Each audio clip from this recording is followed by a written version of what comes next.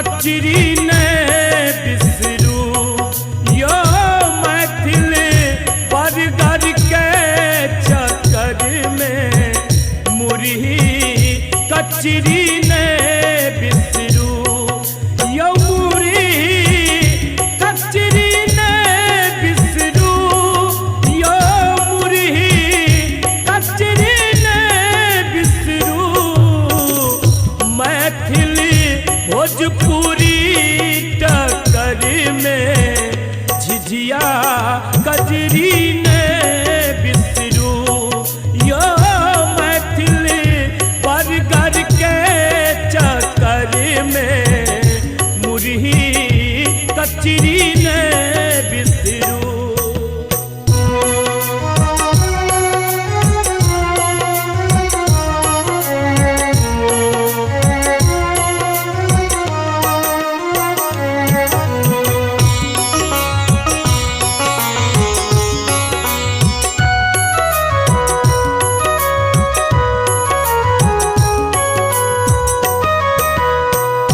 अपन रीत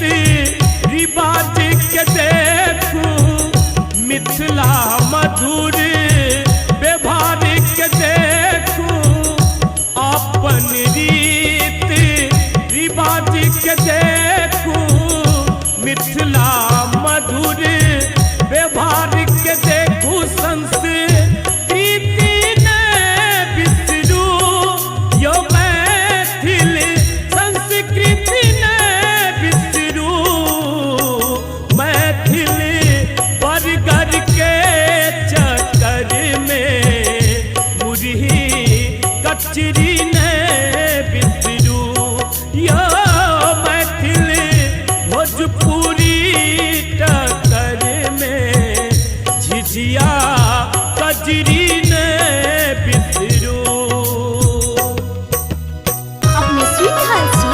ARV production के शानदार प्रस्तुति।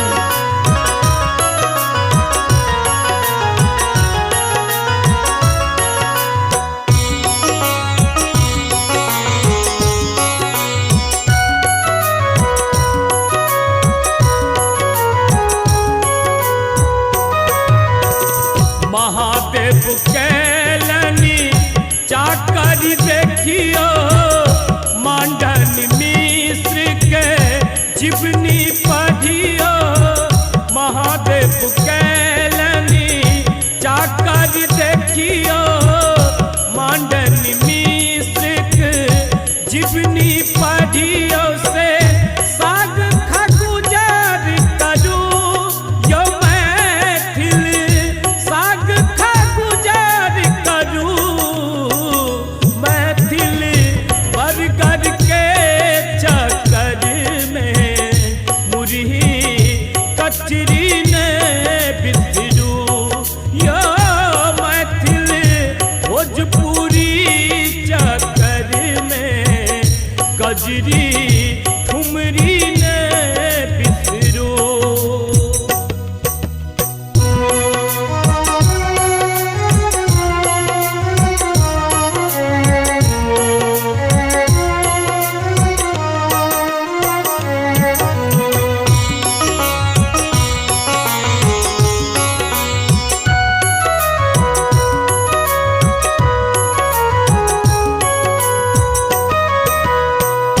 मायानंद के बात के बूझू सीता समित लादा पूछू मायानंद के बात के बूझू सीता समित लादा पूछू मधुबनियों के गान सुनू यो मैथिल मिथिला के नाम करू मैथिल भोजपुरी टक्कर में गजरी ठुमरी नहीं बिसरू यो